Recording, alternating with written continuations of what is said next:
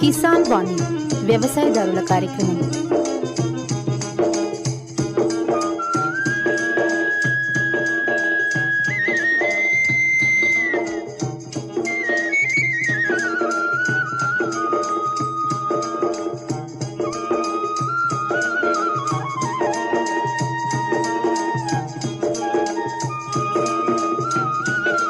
ఈ కార్యక్రమాన్ని మీకు అందిస్తున్నవారు కేంద్ర వ్యవసాయ మరియు రైతు సంక్షేమ మంత్రిత్వ శాఖ, భారత ప్రభుత్వం.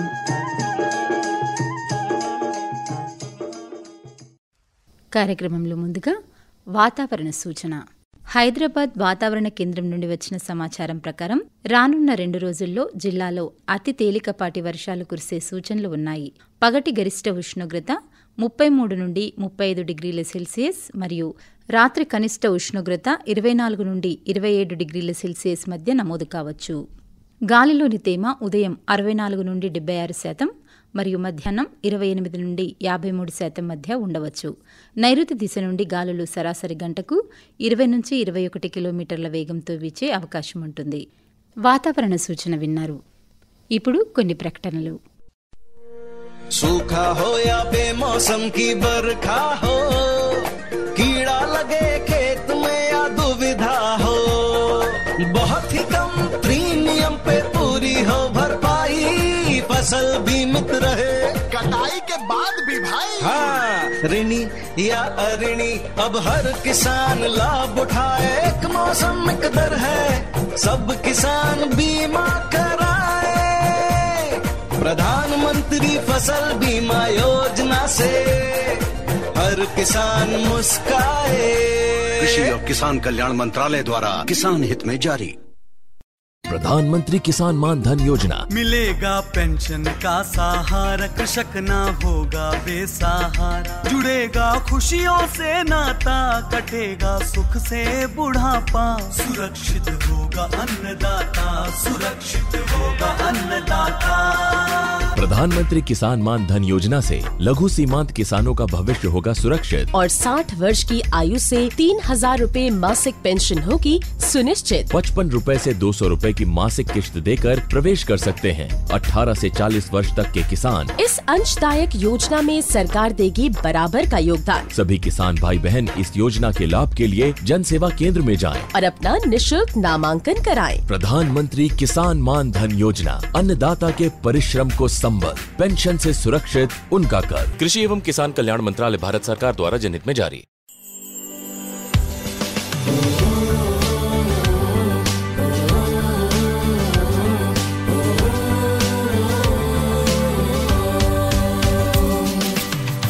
साथियों चलो वैज्ञानिकों लेकर विकसित कृषि संकल्प अभियान, किसानों के द्वार चले हम आज, अब होगा हर किसान खुशहाल।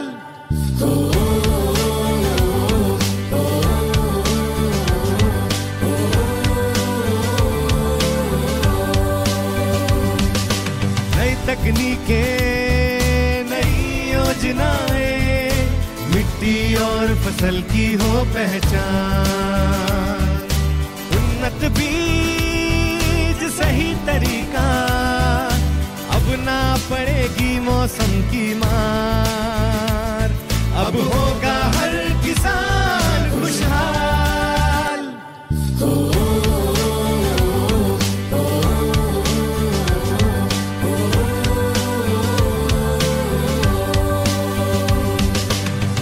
साथियों चलो किसानों, वैज्ञानिक आए आपके द्वार, हर सवाल का मिलेगा जवाब, अब होंगी ना फसलें खराब, अब होगा हर किसान खुशहाल।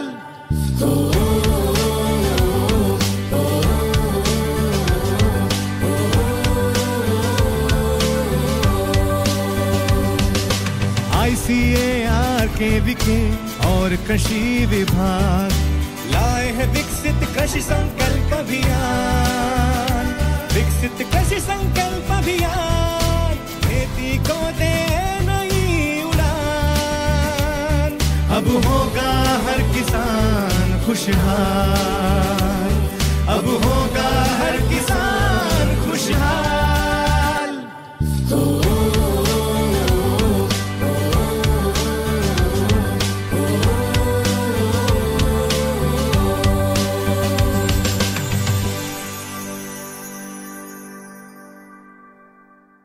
प्रिय किसान बहनों और भाइयों, नमस्कार। 29 मई से 12 जून तक चलेगा विकसित कृषि संकल्प अभियान। ये एक ऐसा अभियान है जिसमें कृषि वैज्ञानिक चलकर खुद आपके पास आएंगे, आपके गांव आएंगे, आपसे बात करेंगे, आपकी खेती और बागवानी की जरूरतों को समझेंगे और आपकी जरूरत के हिसाब से आपको समाधान भी बताएंगे।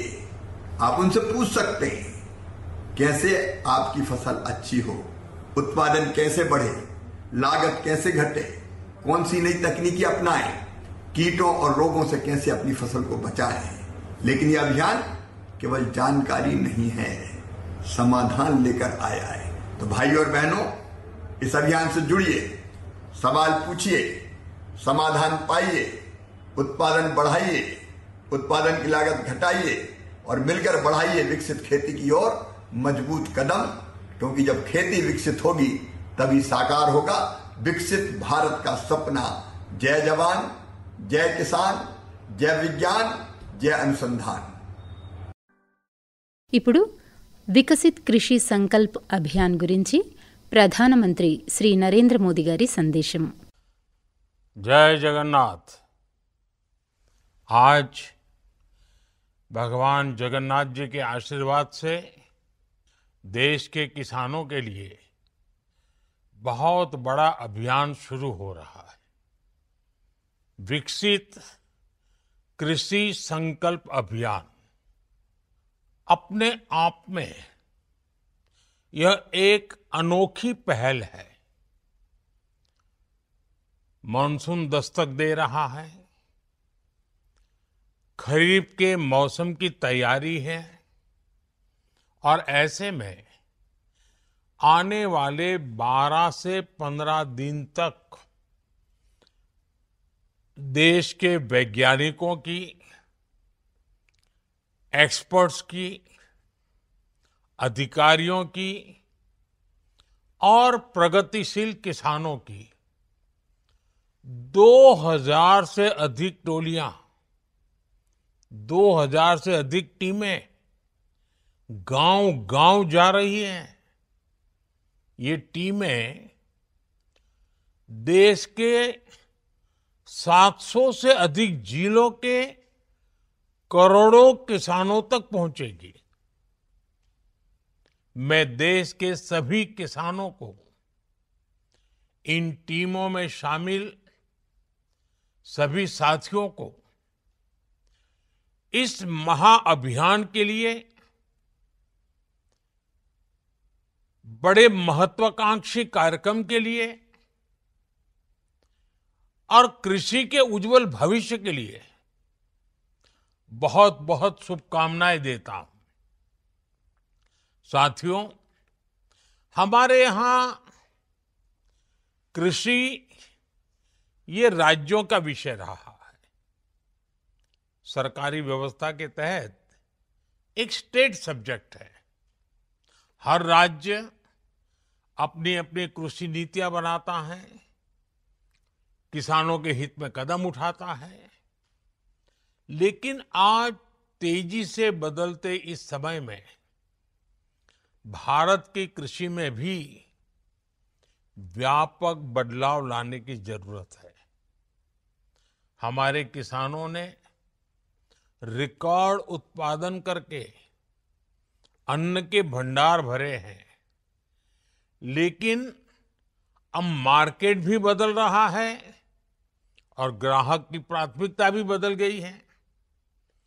ऐसे में हमारा ये विनम्र प्रयास है कि किसानों को भी और राज्यों की सरकारों को भी और उनके साथ मिलकर कृषि व्यवस्थाओं में बदलाव लाएं, भारत की कृषि और आधुनिक कैसे हो, इस पर किसानों के साथ बैठकर के विचार विमर्श हो।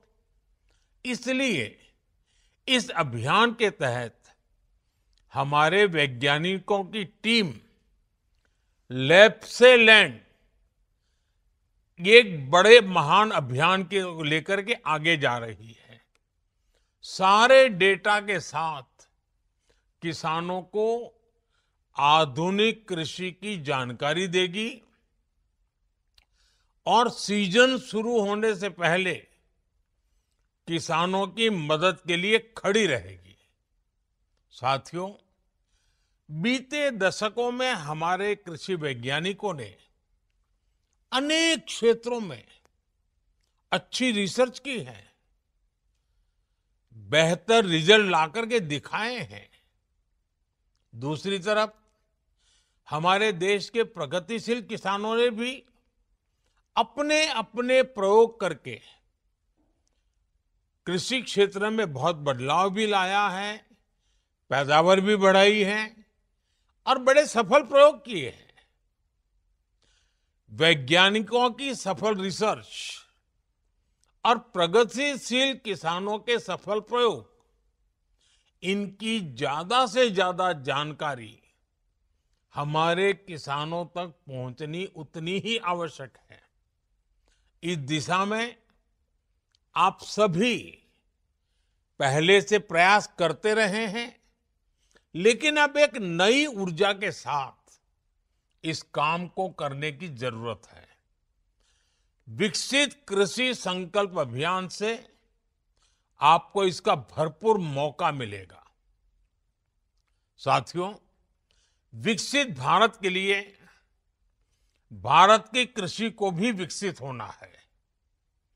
ऐसे अनेक विषय हैं जिन पर केंद्र सरकार का लगातार फोकस है, जैसे किसान को अपनी फसल का सही दाम कैसे मिले, एग्रीकल्चर इकोनॉमी कैसे मजबूत हो, देश की आवश्यकता के अनुरूप कैसे फसलें पैदा हो, कैसे भारत अपनी जरूरत के साथ ही दुनिया की जरूरत भी पूरी करे, दुनिया का फूड बास्केट कैसे बने, कैसे क्लाइमेट चेंज की चुनौती से निपटें, कैसे कम पानी में ज्यादा अनाज उत्पादन करें, कैसे धरती मां को खतरनाक केमिकल से बचाया जाए, कैसे खेती को आधुनिक बनाया जाए, विज्ञान और टेक्नोलॉजी खेत तक कैसे पहुंचे। ऐसे अनेक विषयों पर पिछले 10-11 साल में हमारी सरकार ने बहुत काम किया है। अब इस अभियान के तहत आपको हमारे किसानों को ज्यादा से ज्यादा जागरूक करना है। साथियों, एक अहम विषय किसानों को आय के अतिरिक्त साधन मुहैया कराने का भी है। खेतों की जो मेड़ है उस पर सोलर पैनलिंग का काम हो, देश में जो स्वीट रिवॉल्यूशन हो रहा है, मधुमक्खी पालने वाले किसानों को लाभ हो रहा है, उससे ज्यादा किसान कैसे जुड़े, खेत से निकले जिन अवशेषों को कचरा कहकर फेंक दिया जाता है, उससे कैसे एनर्जी बनाएं, वेस्ट टू वेल्थ क्रिएट कैसे करें, कहां कौन सा श्री अन्न किस खेत में उगाया जा सकता है, किसी उत्पाद में वैल्यू एडिशन कैसे हो। वैसे अब तो जो पशु दूध नहीं देते वो भी गोवर्धन योजना के जरिए पैसे कमाने का जरिया बन रहे हैं। हमें इन सभी के बारे में अपने किसान भाई बहनों को उनके साथ बैठ करके विचार विमर्श करके संवाद करके विस्तार से जानकारी देनी है। साथियों, भारत की खेती को विकसित भारत का प्रमुख आधार बनने का ये बहुत बड़ा संकल्प है। मैं अपने किसान भाई बहनों से कहूंगा, जो वैज्ञानिक आपके गांव में पहुंचने वाले हैं, उनसे खूब सारे सवाल करिएगा। और मैं वैज्ञानिकों और अन्य कर्मचारियों से भी कहूंगा, आपके सामने एक बहुत बड़ा मिशन है। जो बीड़ा आप उठा रहे हैं, इसे सिर्फ एक सरकारी काम समझकर नहीं करना है, इसे देश सेवा के जज्बे के साथ करना है। आपको किसानों की हर जिज्ञासा को शांत करना है, साथ ही किसानों के बहुमूल्य सुझावों को भी दर्ज करना है। विकसित कृषि संकल्प अभियान हमारे अन्नदाताओं के लिए प्रगति के नए द्वार खोलेगा। इसकी कामना के साथ पूरी टीम को, सभी किसानों को बहुत बहुत शुभकामनाएं। धन्यवाद। ఇంతవరకు వికసిత్ కృషి సంకల్ప్ అభియాన్ గురించి ప్రధానమంత్రి శ్రీ నరేంద్ర మోదీ గారి సందేశం విన్నారు. కార్యక్రమంలో ఇప్పుడు వానాకాలానికి అనువైన సన్నగింజ వరి రకాల సాగులో మెలకువల గురించి రుద్రూరు ప్రాంతీయ చెరకు మరియు వరి పరిశోధనా స్థానం శాస్త్రవేత్త రమ్య రాథోడ్ గారు తెలియజేసే వివరాలు వింటారు. రైతు సోదరులందరికీ నమస్కారం. ఇప్పుడు మన తెలంగాణ రాష్ట్రంలో వరిని ప్రధాన ఆహార పంటగా వానాకాలం మరియు యాసంగి కాలంలో అత్యధిక విస్తీర్ణంలో సాగు చేయబడుతుంది. తెలంగాణ రాష్ట్రంలో గత సంవత్సరం తీసుకున్నట్లయితే వానాకాలంలో సుమారుగా 65 లక్షల ఎకరాలలో పంట సాగైంది. అందులో సుమారుగా 30% విస్తీర్ణంలో వివిధ సన్నగింజ రకాలు సాగయ్యాయి. వానాకాలంలో పండించే సన్నగింజ వరి ధాన్యాన్ని మంచి అన్నం నాణ్యత ఉండటం, నూక శాతం తక్కువ ఉండటం, గ్రేడే కింద అమ్మడానికి వీలుగా ఉండటం, కోసిన వెంటనే పచ్చి ధాన్యాలు అమ్ముకునే అవకాశం ఉండటం వలన మార్కెట్లో అధిక డిమాండ్ ఉంటుంది. ఇప్పుడు వానాకాలంలో సాగు చేయటానికి అనువైన సన్నగింజ రకాలకు వస్తే, ఇప్పుడు స్వల్పకాలిక రకాలలో తీసుకుంటే తెలంగాణ సోనా ఆర్ఎన్ఆర్ 15048 అది 125 రోజులకు పంట చేతికొస్తుంది. ఇప్పుడు దిగుబడికి వస్తే 28 క్వింటాళ్ళ దిగుబడి ఎకరానికి ఇస్తుంది. అది అగ్గి తెగులను తట్టుకుంటుంది. అతి సన్న గింజ ఉన్న రకం, తక్కువ నూక శాతంతో అన్నం నాణ్యత కలిగి ఉంటుందన్నమాట. గ్లైసిమిక్ ఇండెక్స్ ఎవరికైతే చక్కెర వ్యాధి ఉందో వాళ్ళకు చాలా మంచి రకం ఇది.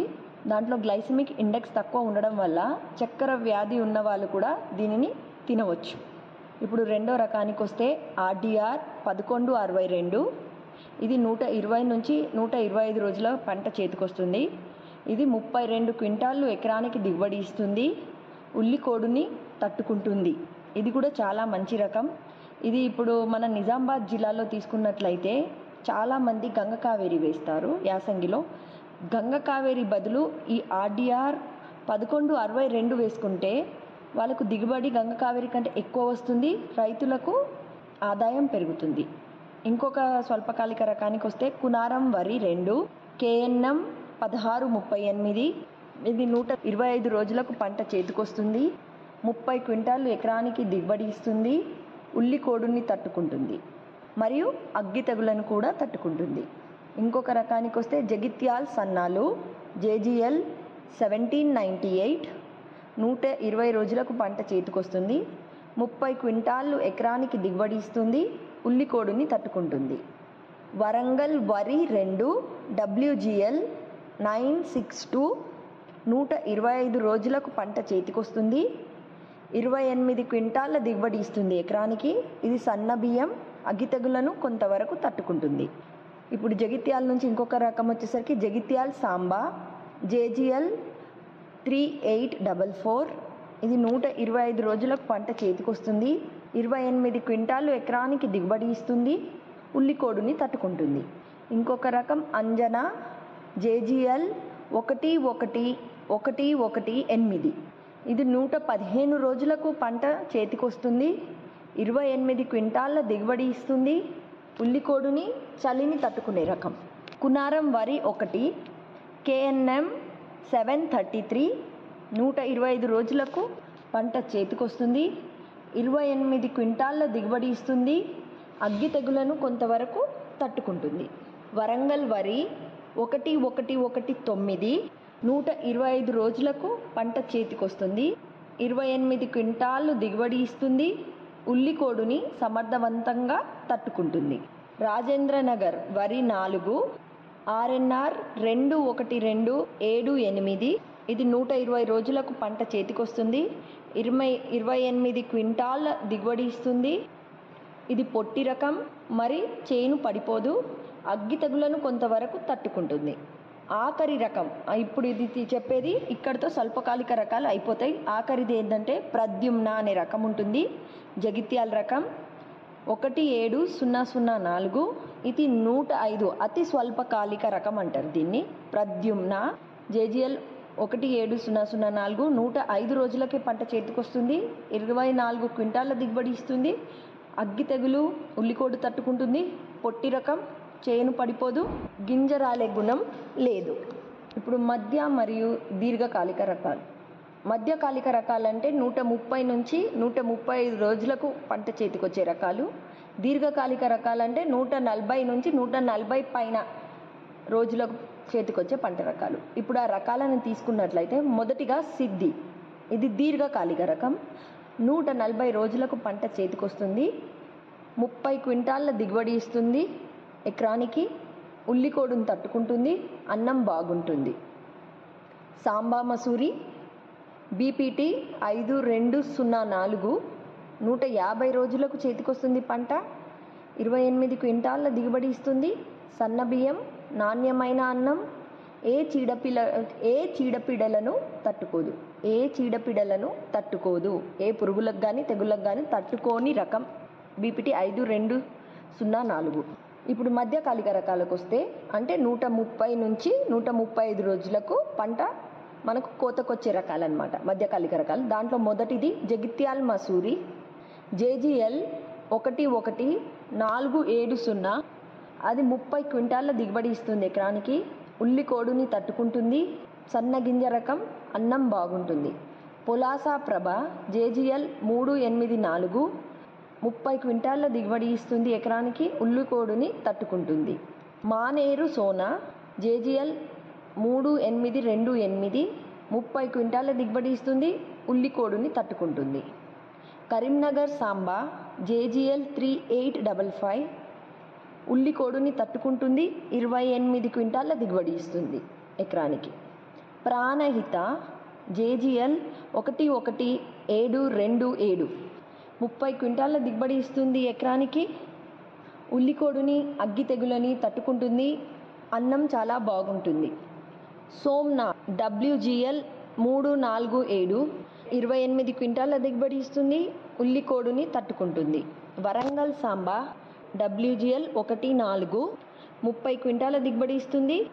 బ్యాక్టీరియా ఎండాకు తెగులను తట్టుకుంటుంది.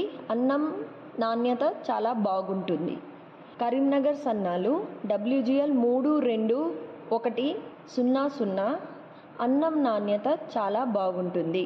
కృష్ణ RNR 2458 28 క్వింటాళ్ల దిగుబడి ఇస్తుంది. అగ్గి తెగులను తట్టుకుంటుంది. అన్నం నాణ్యత చాలా బాగుంటుంది. కంపసాగర్ వరి KPS 2874 28 క్వింటాళ్ల దిగుబడి ఇస్తుంది. సుడిదోమ మరియు అగ్గి తెగులను తట్టుకుంటుంది. చౌడు నేలలకు చాలా అనువైన రకం కంపసాగర్ వరి రకం KPS 2874 చౌడు నేలలకు వరి చాలా అనువైన రకం. రుద్రూర్ వరి 1200 RDR 1200 అధిక దిగుబడినిస్తుంది. 32 నుంచి 34 క్వింటాళ్లు ఎకరానికి దిగుబడి ఇస్తుంది. సుడిదోమ మరియు ఉల్లికోడుని తట్టుకుంటుంది. అన్నం నాణ్యత కలిగి ఉంటుంది. శోభిని RNR 2354 28 క్వింటాళ్ల దిగుబడి ఇస్తుంది. సన్నగింజ రకం, అన్నం నాణ్యత కలిగి ఉంటుంది. సువాసన కూడా కలిగి ఉంటుంది. సుగంధ సాంబా RNR 2465 అగ్గి తెగులను కొంతవరకు తట్టుకుంటుంది. సువాసన ఉంటుంది. 28 క్వింటాళ్ల దిగుబడి ఇస్తుంది. జగిత్యాల వరి 2, జేజీఎల్ 28545 30 క్వింటాళ్ల దిగుబడి ఇస్తుంది. ఎకరానికి మెడవిరుపు, బ్యాక్టీరియా, ఎండాకు తెగులు మరియు పొట్టకుళ్ళు తెగులను కొంతవరకు తట్టుకుంటుంది. అన్నం నాణ్యత బాగుంటుంది. హెచ్ఎంటి సోనా అన్నం నాణ్యత చాలా బాగుంటుంది. 26 క్వింటాళ్ల దిగుబడి ఇస్తుంది ఎకరానికి. జగిత్యాల వరి 3, జేజీఎల్ 27356 మెడవిరుపు మరియు పొట్టకుళ్ళు తెగులను కొంతవరకు తట్టుకుంటుంది. సన్నగింజ రకం అన్నం నాణ్యత చాలా బాగుంటుంది. ఇప్పుడు సన్నగింజ రకాలకు సరైన సమయంలో అనగా దీర్ఘకాలిక రకాలు 140 పైన రోజులు అంటే దీర్ఘకాలిక రకాలను జూన్ ఆఖరి వరకు నారు పోసుకోవచ్చు. అదే మధ్యకాలిక రకాలు 130 నుంచి 35 రోజులు ఉన్న వాళ్ళు జూలై 15 నుంచి జూలై చివరి వరకు నారు పోసుకోవచ్చు. స్వల్పకాలిక రకాలు 120 నుంచి 125 రోజులు ఉన్న రకం జూలై మాసం చివరి నుండి ఆగస్టు 15 వరకు నార్లు పోసుకోవడానికి వీలుంటుంది. వానాకాలంలో వరి పంటలో చీడపీడలు ముఖ్యంగా సుడిదోమ, కంకినల్లి, పాము పొడ, పొట్టకుళ్ళు, ఎండాకు తెగులు, మానిపండు తెగులు ఎక్కువగా ఆశించే అవకాశం ఉంటుంది. కావున ఆయా చీడపీడల ఉధృతిని బట్టి సరైన సమయంలో సరైన సస్యరక్ష చర్యలను చేపట్టాలి. వాటిని చేపట్టి సరైన రకాన్ని ఎంపిక చేసుకుంటే రైతులు అధిక దిగుబడి పొందవచ్చు. వివిధ చీడపీడల ఉధృతిని అదుపులో ఉంచడానికి సమగ్ర సస్యరక్షణ పద్ధతులు ఖచ్చితంగా అవలంబించాలి. కేవలం పురుగుల మందులపై ఆధారపడి సేద్యం చేయరాదు. కొంతవరకు తట్టుకునే రకాలను సాగు చేయాలి. పొలం గట్లను శుభ్రంగా చేయాలి. ముదిరిన నారు నాటే పరిస్థితి వచ్చినట్లయితే లేదా నాటు ఆలస్యమైనప్పుడు నారు కోనలను తప్పనిసరిగా త్రుంచి నాటుకోవాలి.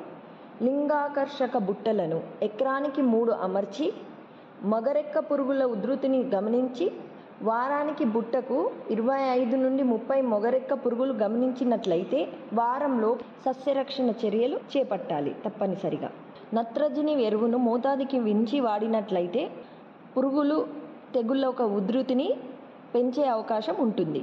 దోమ ఉధృతి పెరగకుండా పొలాన్ని అడపాదడప ఆరబెట్టాలి. నాటేటప్పుడు తూర్పు పడమరలో 2 మీటర్లు అనగా 1 అడుగు దూరం పాయలు ఖచ్చితంగా వదలాలి. మురుగునీరు బయట తీయడం ద్వారా తెగుళ్ళు పురుగులు అభివృద్ధి అదుపులోకి వస్తుంది. సో మనము ఆ మురుగునీరు బయట తీయడం వల్ల తెగుళ్ళు పురుగులని అదుపులో ఉంచుకోవచ్చు. తప్పని పరిస్థితులలో పురుగు మరియు తెగుళ్ళ మందులు సిఫారసు చేసిన మేరకే పిచికారీ చేయాలి. 2-3 రకాల మందులను కలిపి పిచికారీ చేయకూడదు. మీరు పిచికారీ చేసే రోజు వాతావరణ పరిస్థితిని చూసుకొని పిచికారీ చేయాలి. పిచికారీ చేసినప్పుడు ఎక్కువ గాలి కానీ వర్షం వచ్చే సూచనలు ఉండకూడదు. పిచికారీ చేసిన తర్వాత ఒక 3 నుంచి 4 గంటల పాటు ఖచ్చితంగా ఎండ ఉండాలి. సో రైతు సోదరులు, నేను చెప్పిన రకాలు వాటిలో ఒక మంచి రకాన్ని ఎంచుకొని ఇలా మనము సస్యరక్షణ చర్యలు పురుగులకు తెగుళ్లకు తీసుకున్నట్లయితే మంచి దిగుబడిని పొందవచ్చు. ధన్యవాదాలు. ఇంతవరకు మీరు వానాకాలానికి